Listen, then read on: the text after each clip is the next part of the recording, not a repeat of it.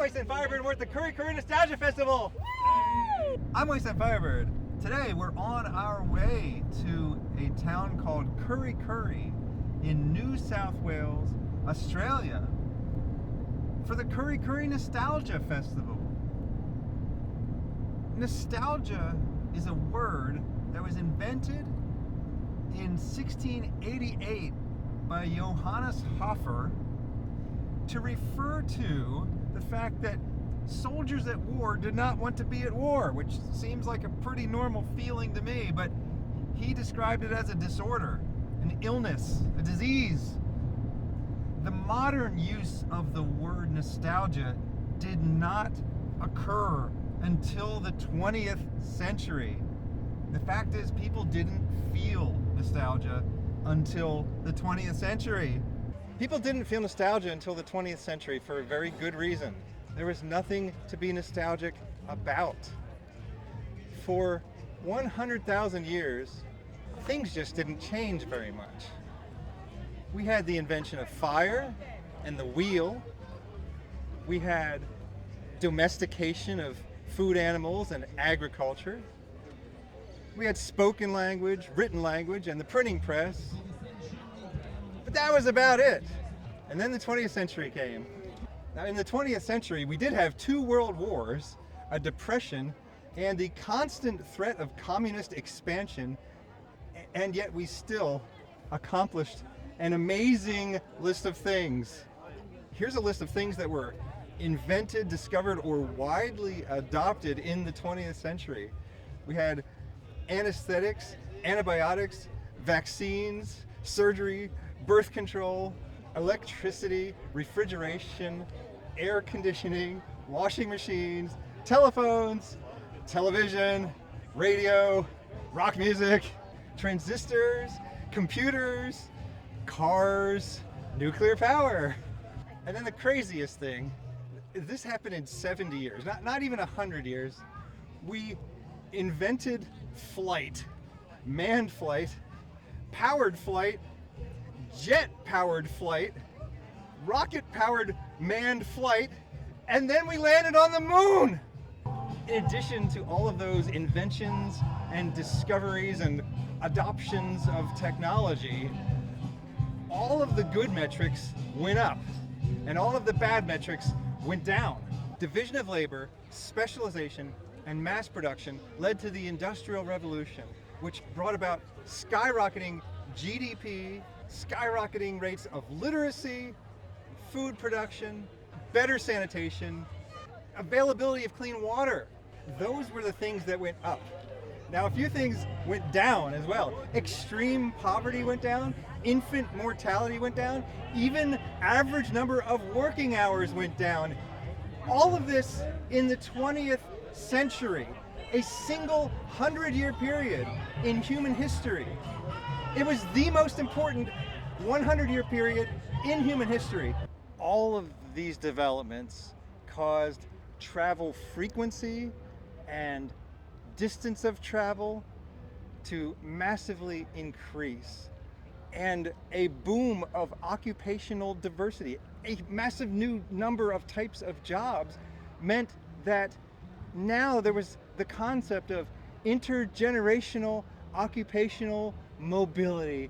What I'm saying is, you no longer had to do the same job that your parents did. You no longer had to be an apprentice to your parents only to live your entire life doing exactly what they did, only to teach your kids how to do exactly what you did. You could now be anything you wanted to be. Not much changed before the 20th century. And then in the 20th century, everything changed. It was suddenly possible that the world you grew up in might not look anything like the world you lived in as an adult. This made it possible for people to experience nostalgia in the modern form of the word. The idea that the world has changed and you can never go back. Now I want to look at some cars. I know the first one I want to look at. I know. It's a Daihatsu K-truck. It's a pretend tow truck as well. It could tow a remote control car. And there's another K-truck over here. I'm not particularly nostalgic for K-trucks. I didn't grow up with them, but that's why I'm interested in them. Well, this one has fake stacks on the side. Pretend exhaust pipes. Okay, here's what I'm nostalgic about. Old Ford Bronco. You don't see a lot of these in the USA anymore either. It's right-hand drive. Stripes, come on, stripes. Every car should have stripes. Every car. I love We watch this. your videos all the time. Thank you, that's awesome. Originally got together and I asked her to be my pretty much partner out the front of the old RSL, and we had her dad's two XW twin Falcons. So every year we try and get a photo in a similar spot with similar cars, and now we've got the kids and bringing the kids into it. They love it, especially with the last name Ford. Your last name's Ford? Yeah. That's wonderful. Did you by chance call one of your kids Henry? We've actually got Lincoln after the Continental, Sure. and we got Hudson after the Hudson Hornet. In the movie The Postman, there's a character, it's after the apocalypse. His name is Ford Lincoln Mercury because they saw it on a bunch of signs and they liked cars, you know? Yeah, right. But they didn't occur to them at the time that this might be a silly name because they're in the future, you know? But I didn't think it's silly, I think it'd be a great name. My name's Ford. Ford Lincoln Mercury.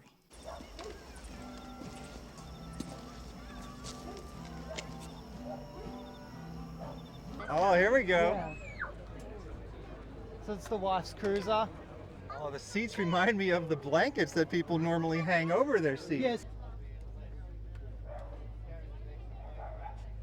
Which one of these kids is named Lincoln? That's this one. And then the other one is named Hudson. Hudson. Cheese. Cheese. Oh, look, there's the merch. Thank you. Yeah, thanks. Oh, You got the.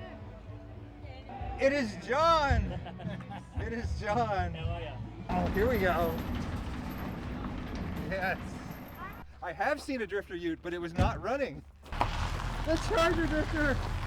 75 of them were made. Are the cars here? No cars. Okay. No Valiants. This is a nice thing. Is this actually old vintage? This is beautiful. Yeah, got it from Aberdeen. Yeah, a lot of people said that was our best video that we ever did. They liked all the driving around and like socializing and stuff. Because a lot of times it's just me walking around a car show and I barely talk to anybody. But like in that one, it was like we're running around doing You stuff. have to come back up, I'll get you another drive. Yeah, I love it. Yeah. Come up and do another cruise. So I'll drive the Charger next time. No, I don't know about that. Maybe the Ute. I'll give you the U. he's nearly as tall as you. Is it possible to feel nostalgia for a place and time you've never lived in? Because I'm feeling it now. I'm surrounded by Tiranas. Trying to decide which one I'm going to steal. This is the one. This is the one I'm going to steal. Oh, there's an old Tirana over here. I don't even think I realized they were making them in this era. Like a 60s Tirana. Oh dear. I have a little bit of a complaint. I love that you love the things that you love. I don't want to take away that love, but I do not love this. The wheels feel very 2000s to me. They're not really modern, but then the car feels very 70s. I think your only choices are you either have to get wheels from the 70s or you have to get brand new modern wheels. This is kind of like mixing genres for me. Car seats used to be like couches, and it's like you're riding around in a living room. That's one of the cool things about a car. You can live in a car, but you can't drive a house. I've been attracted to patina lately. Look at this Mercury. Only real patina though. I don't like any of that fake stuff. This character line all the way down the car has just this line of rust on it and little drips going down. The yellow MR2, yes, and it says Bathurst on the back. Yeah, see, I remember people's cars. Like, I don't remember people's faces. I'm just like, oh yeah, whatever you say, I'm looking at your car. MR2 Mount Panorama Bathurst edition. The bloke that was parked alongside me had an old English or Aussie Cortina. And he had to shit because you didn't go near him. I skip a lot of random cars. I skip a lot of good cars, and I look at a lot of crappy cars. It's almost like you're just rolling the dice with me. You never know what's going to attract my eye. No. I'm really just nostalgic for the entire 20th century. What a century that was, am I right? I grew up, my dad was the only person who worked in our family. Mum and dad raised 4 kids. Bought an old house, could pay that old house off with one person in 20 years. You can't live like that now. It's true. Something's been changing with the economy as well, and it's really hard to pinpoint. I think it's that we have a lot of high-tech jobs that you have to be really smart to do, and then we have like the service industries, but the whole middle class is just gone. I think Chrysler Cortina, Chrysler Corona, Centura, that's what it is. Chrysler Centura. The car that I made the mistake of ignoring one time, and people then complained, why were there no Chrysler Centuras in your video? Honestly, the reason was I walked by and I said, well, that looks boring, but people love them. I love this event. I did a whole speech about nostalgia at the beginning. Yeah. And who knows if anyone's going to tune in and watch. We'll find out. Oh, well, I'm sure you'll get a few thousand views at least. Hopefully 500,000. We'll see. Yeah, maybe 500,000 easily, yeah. Somebody asked me if I was done shooting my podcast yet. This is not a podcast. Also, I'm not a vlogger. I'm a YouTube artist, okay? And I leave the house, in case you didn't notice. Podcasters don't leave the house. You know what else I do? I edit my videos. Podcasters just sit there and talk boringly for 3 hours. If this were a podcast, I would just leave this part in.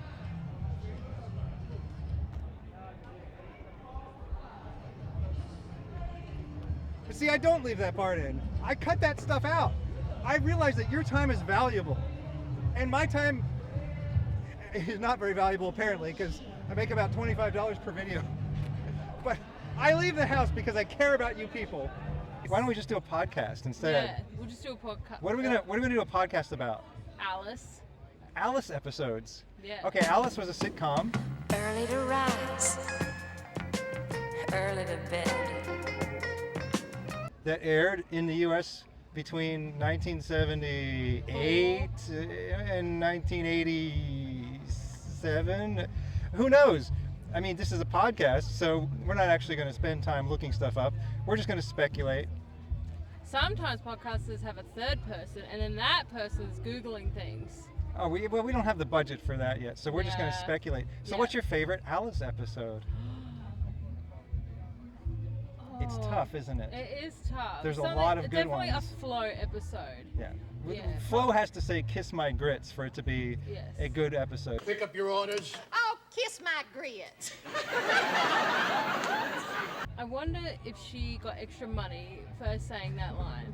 She gets paid $1,000 every time she says "kiss my grits." I would. Yeah. I would say things for $1,000. I would pay her $1,000 to hear her say "kiss Yeah. my grits." Kiss my grits. She's still with us, by the way. Yeah. Is Alice still with us? Yes, she is. So the actor who played Alice and the actor who played Flo are still with us. I used to watch this TV show when I was a kid.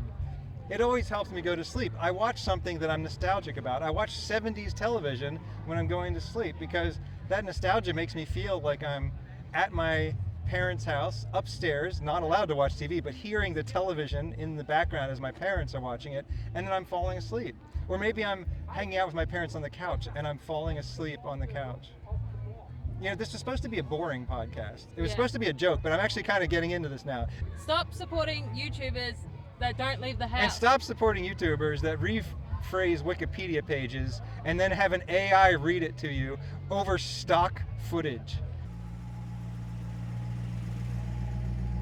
We did a little math today. If every person who subscribed to my channel would also become a member of my channel for the ridiculously low price of $1.50 a month, I could do this professionally. I would just quit my job and I'd be a YouTuber full time. I'd do much more videos and higher quality, except I'm not really sure what could I really do better. I mean, come on. Oh, look at this thing over here. It's a purple Myers Manx. This is my dream dune buggy. Now, I guess I should say, I mean, I do sort of already own my dream dune buggy. I own this bizarre thing, one of a kind, fiberglass, made by some dude in the 70s. Well, they're conflicting on each side. I think they're very politically interesting, and there's a lot to unpack here. And when I'm driving my 70s buggy, I don't want to be thinking about the politics of colonization, but Well, it just but depends apparently, which way you're driving. You got to pick which side you pull up. Wherever you're going, that's your first impression. but this would be my dream dune buggy that does not have a roof. Okay, it needs a little more metal flake paint. It has a little bit of metal flake, but it needs some bigger, hunky, chunky flakes in here to make it look like it's an amusement park ride from the 70s. 1962 Hold Nikkei. It's all original from 62. It's never been restored. It's what you call a survivor. I'll pop the hood for you so you can have a look at the It's engine. and I'll definitely a tell you about it. survivor. It looks like it's been in a garage. It's in It's been wonderful shared. condition. Okay, that's the old 138 grey motor. That's an air mover. That's my breathe pipe. That's the coil. That's the old cast iron master and slave cylinder. If you have a look down there, see that glass bowl? That's the original fuel filter from 1962. But don't you think you should change the fuel filter by now? You just take them out and clean them, mate, then put them back. The regulator, if you have a look up there, the regulator, if you have a look at the brand on it, it's Lucas Current, Lucas Current bulge regulator. Lucas hasn't been around for years. Well, we've heard a lot of bad things about Lucas. How has Lucas been treating this car? Honestly, very well. If you have a look down here, that's the old 12-volt generator. Oh, so it's a generator, not an alternator. That's right, exactly right. And it's a 3-speed column shift manual. Still the original vinyl and interior from 1962. Had it professionally cleaned the other day. It's never been restored or reupholstered, the whole car. If you have a look at the speedo, it's in miles per hour, not kilometres per hour. Because the car is a 1962 model car and the metric system never came out in Australia until 1966. The car has no seatbelts because the law wasn't passed until 1967 that cars had to have seatbelts, so it's perfectly legal to drive without them. I'm starting to be attracted to old American pickup trucks. This one is purple and silver two-tone now with some pinstriping on it, a resident skeleton. You know it's a good color when it hurts your eyes to look at it in the sun. And this car is actually for sale. It's a hand-drawn for sale sign. However, they did put a lot of effort into the hand-drawn for sale sign, which means that they're not that serious about selling it. They're okay with leaving it on the market a little longer because they've invested some time in the sign. I can seriously tell you how much room for negotiation there is in the price based on the sign. The worst ones are the ones when it's like laser cut vinyl stickers. That car is not for sale. Don't even bother. This is what a knowledge of economics gets you, people. Economics is important. It's not the dismal science. It's the study of how to get what you want. It's the study of how to satisfy human needs and desires. Like, I have a desire for this sunbeam rapier. Look at this cool thing. Oh, but like all human desires, my desire is fleeting, and now I'm interested in this AMC over here. It's a Rambler Matador. There are more AMCs per capita in Australia than there are left in the United States. I'm not sure about that, but I'm sure about that. No one cares about their AMC Matadors in the US. They might exist, but they're not running, they're rusty. This one has been restored.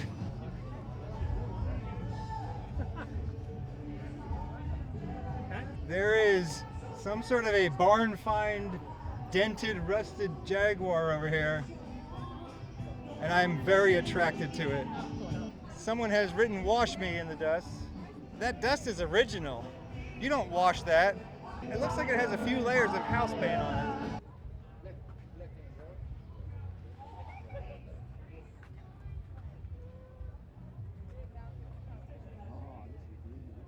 It's been painted by a brush, most of it.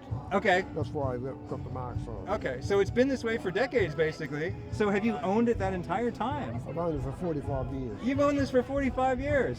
Well, no wonder it has so many stories. Look at this thing with tiny little 10-inch wheels. Little headlight protectors on there. This car also looks like it has 7 layers of house paint on it. I think the Jaguar guy painted 2 cars that day. Well, this car brings a smile to my face. This is the first time on the channel we've had a car on 3 separate times. But I'll always be drawn to it. I can't stay away from this car. You just keep finding it all the time. I can't not say hello to it. No. It's becoming a good friend. It is. Okay, something interesting is over here. And since I'm not Australian, I'm not really sure what it is or how interesting it is, but I'm going to try and find out.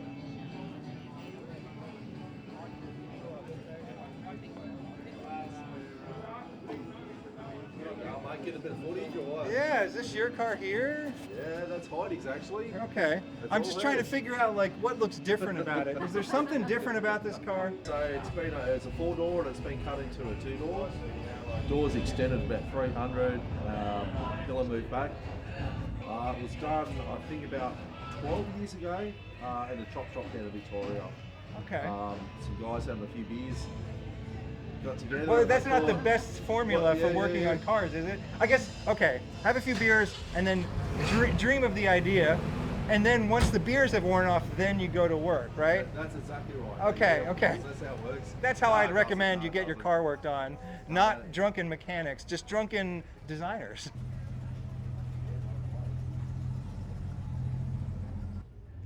If you haven't seen our Cockatoo music video, you're missing out. 2 minutes of your life could not be better spent. You think I like you? I'll take your food and bite you. Spit it out to spite you. Spread my wings and fight you. As I've mentioned in a couple recent videos, the Ford Thunderbird started off as a small competitor to the Corvette, and it became bigger and bigger and bigger, and it became this big. Now it still only has 2 doors, but I mean, this thing is massive. Imagine if Chevy Corvettes had grown this big as well, what they would look like. They would actually be quite gorgeous, just not as much of a performer. Some kind of Mitsubishi I've never seen before. 1400. It's a Chrysler Lancer, but it has a Mitsubishi badge on the front.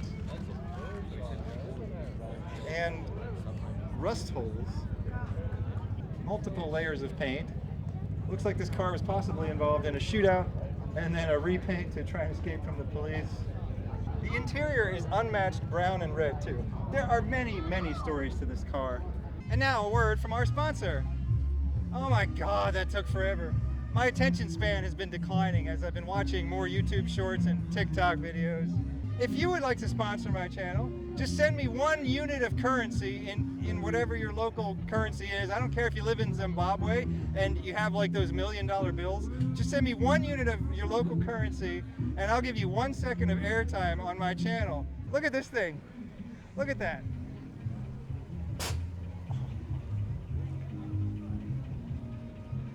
That's a beauty. Oh, look at the patina on this baby. Oh, this one's full of lichens as well. I'm liking the rust, but I'm not liking the lichens. I'm learning more about exotic single-celled organisms from my love of cars than I ever expected or hoped. Actually, are they single-celled or is it like technically a multicellular organism? I'm gonna go read the Wikipedia page and then I'm gonna make a video about it and put it on YouTube and I'm gonna have 1 million views. I'll be like, what is a lichen? And read Wikipedia, put in some stock footage, I'm done. Don't forget the AI voice. Oh yeah, I'll have an AI read it to you. A lichen is a symbiosis of algae or cyanobacteria living among filaments of multiple fungi species. My goal in life is to be like Elvis. I mean, I'm pretty close already, but you know, people didn't just love him when he was alive. They love him in death as well. But I mean, if you thought you had a chance with him while he was alive, you didn't. And you have even less of a chance with him now. I mean, plus he's cold and he does not look that good, whereas Wasteland Firebird is still warm and youthful. You can't be a nice guy in this business. If you're a nice guy, they will eat you alive. Fletch has been doing that nice guy shtick for 30 years, and look what it's gotten him. In this business, you got to be cocky and self-absorbed. There's so many amazing old buildings in Australia, and I don't know if it's because of historical preservation laws or because people want to preserve these buildings. The problem with historical preservation laws is if you own the building, you should be able to do what you want with it. But I totally get it.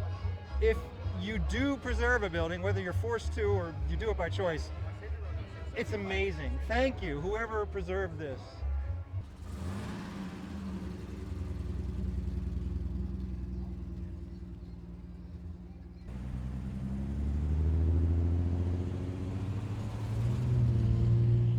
has been the Wasteland Firebird Show. I'm Wasteland Firebird, your cocky but likable host. Thank you for inviting me into your home or onto your portable device. Have a good night. Thanks to Mad Skelly for the camera work.